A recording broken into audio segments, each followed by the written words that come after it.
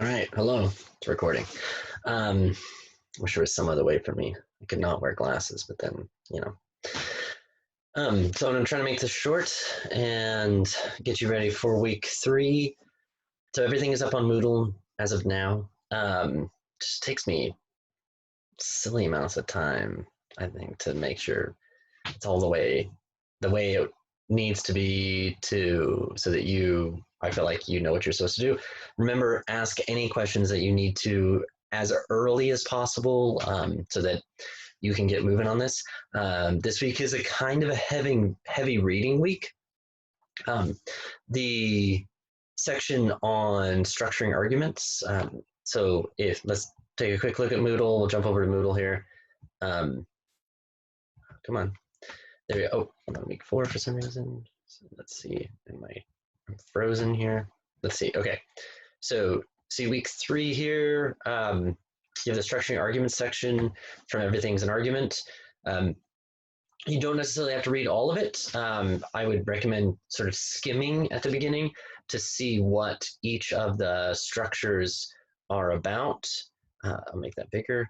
And then go back and if you see oh, well, I like the way classical oration is working, or I like the way Rogerian and invitational arguments working, or I like the way Tolman works. And you'll notice that the Tolman section is much longer than the other 2 sections. One reason is that the Tolman model has been adopted and adapted a lot throughout, especially throughout teaching academic argumentation, and it's one form that is generally preferred, I guess, when teaching argumentation. And so the authors have, one, a lot more to go on, and 2, that's something that they're going to give more examples of, because it's I don't want to say it's expansive. What word I'm thinking of? It's more flexible. We could say.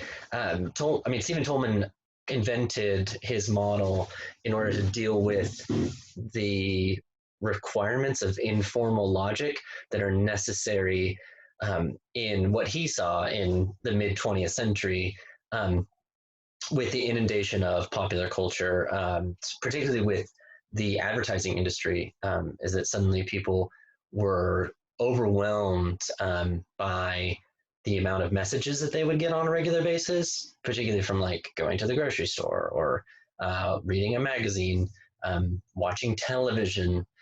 So he invented this model as a way for people who haven't gone through the study of formal logic to have some sense of how logic can be imposed on the messages that you are receiving on a daily basis, and ways that you can, as particularly in a democracy, and in late capitalism, that you could make intelligent decisions, or decisions that took on the sort of the idea of what is the underlying assumption that is being made. What's the warrant?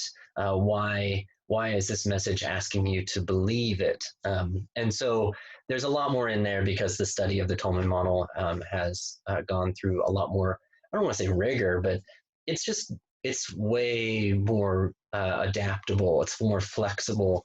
And it certainly has been adopted by the academic community, and particularly the composition community. So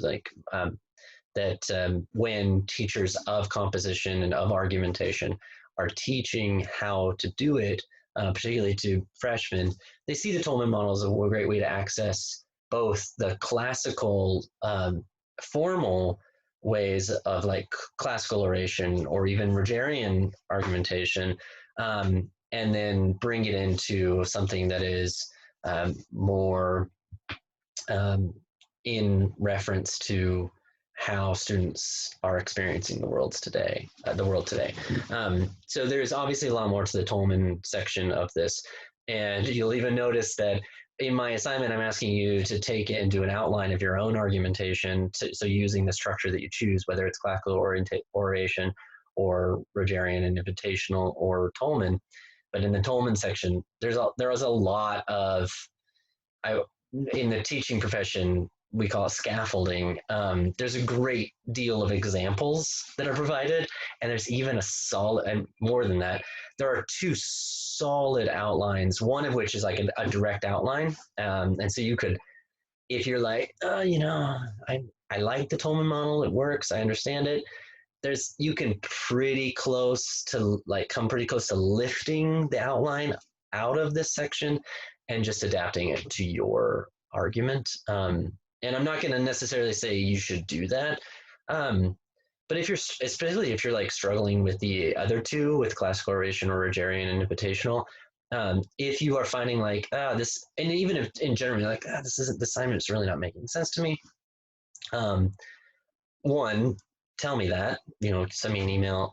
And two, look at the Tolman model of the outline and see how that fits together, because it's pretty clear. And then following, there's an example essay in which the essay is broken down into its argumentation style of using the Tolman model, and that's even clearer. So if you were to look at the outline and then look at the reverse analysis, the analysis of the essay into the Tolman model, from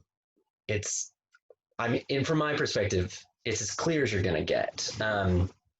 So take advantage of that if you're struggling with assignment, or if you do just like the Tolman model. Don't think that that's there and so you have to like try to avoid it. No, it's there because it's helpful. I mean, that's what it's meant to be. So that's the first part of this week, and you'll see there's the forum and the assignment. The forum and the assignment should mimic each other, so what you're posting in the forum should be the exact same thing you put in the assignment to me. The reason I'm having a separate assignment is that I want to spend a little bit more time giving you feedback on this argumentation outline that you're producing, because I'm hoping that it's going to be the basis by which you end up constructing your fuse. So it's like the whole argument. And again, if you're struggling with any of that and it's not making sense to you, please let me know, and I'll help you out with that. So there's that. And then the other part of this week is reading excerpts from the Power. And this is a big chunk of the Power. It's about half of the book that I've excerpted for you. It's not just the half of the book, but it's like 194 pages. I think if you take out the cover and some of the title page stuff, it's like 190 pages, which sounds like a lot, but that's in like PDF page where the text is gigantic, and there's not much text on the page. And I'm looking for you to read the story. And there are sections of it that are really interesting where you'll see like fictional pictures, like archaeological evidence that the authors introduced. And I think those are really evocative, and you should pay attention to those visual depictions. There's a great section in this excerpt that is from a discussion forum, and again, maybe take a closer look at that section. I was going to just post some of those more evocative parts, but I thought it was more important to give you more of the story so that when you got to those parts, you're not like lost in the context. You're like, well, what's this even about? So at the beginning, like pages 1 through like, I would say 80 or something like that, read the story, like get into the story, understand who the characters are and what's happening, what's the plot here, sort of what world has Alderman created.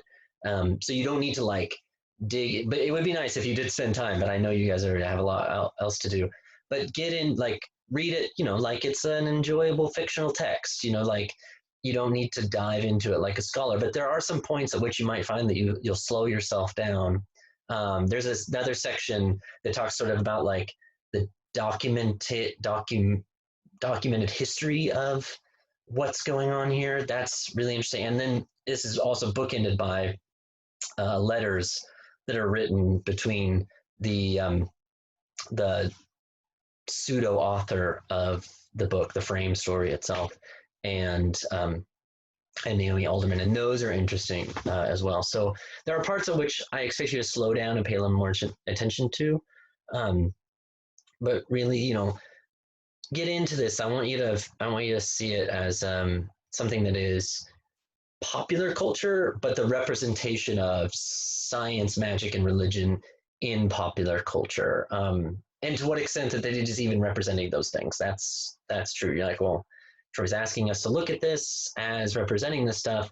Do I even believe that it's representing the stuff that Troy thinks it's believing? So, I'm speak truth to power, right? If you feel like this isn't doing what I'm expecting it to do, say why. Say why do you think it's not doing those things? That's fine with me. And then you'll also be reading, I say rereading, I should have said that up here with the power, Federici's Witches, Witchcraft, and Women. You're not reading the whole thing, obviously. This is another excerpt, and it's the part 2.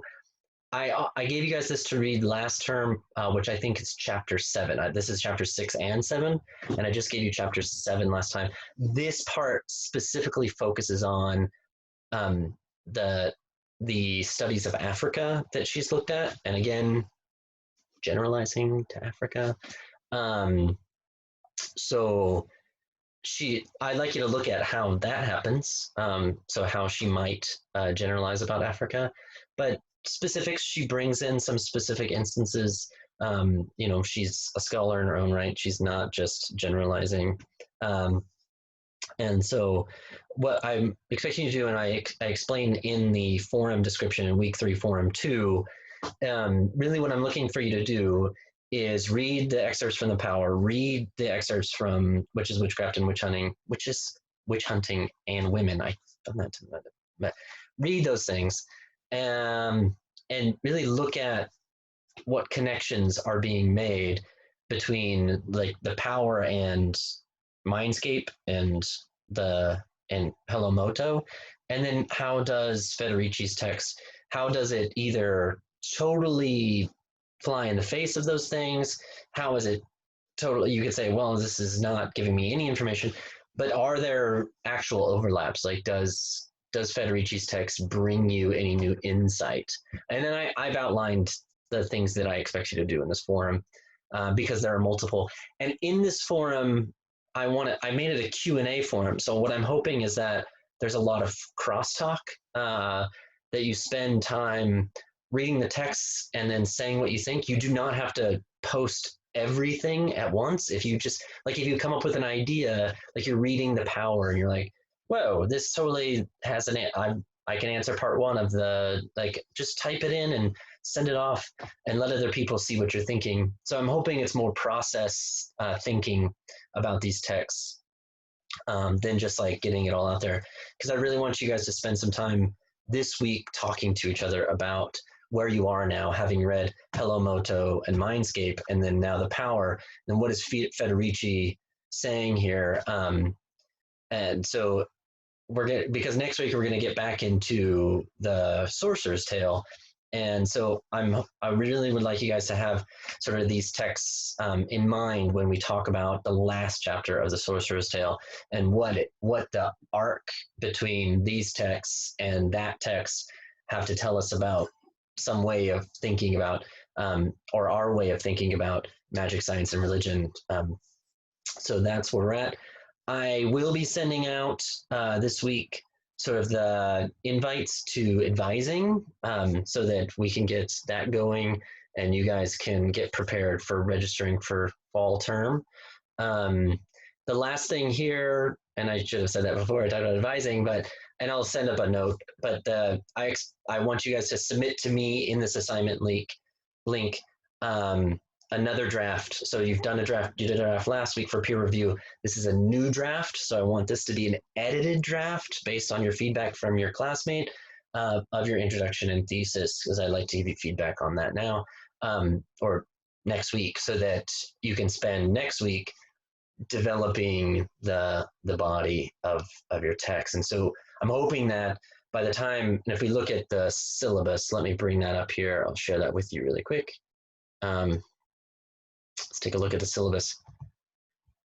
If we look at the syllabus next week, like we're reading the last chapter of the Sorcerer's Tale, but you'll see that I'm I'm not having you submit any pieces of your text, but what we are looking for in week 4 is that when it talks about like you're going to be looking at developing a factual argument, that you're thinking that we're going to be developing a piece of the body, right? A piece of your argumentation. So I said, post an example of an argument or a fact from a source. So you're going to be taking a source just like you did previously with the quoting and the figurative speech, taking one of your sources, and it could be the same one. But for next week, you'll be sort of developing that out in your body. And so I really would like to see everyone's intro and thesis this week, so that or should say by Monday next week, so that I can give you feedback on it and you can start developing out the body starting next week, and from then really start putting everything together. So I do have in the syllabus to start no red ink exercises.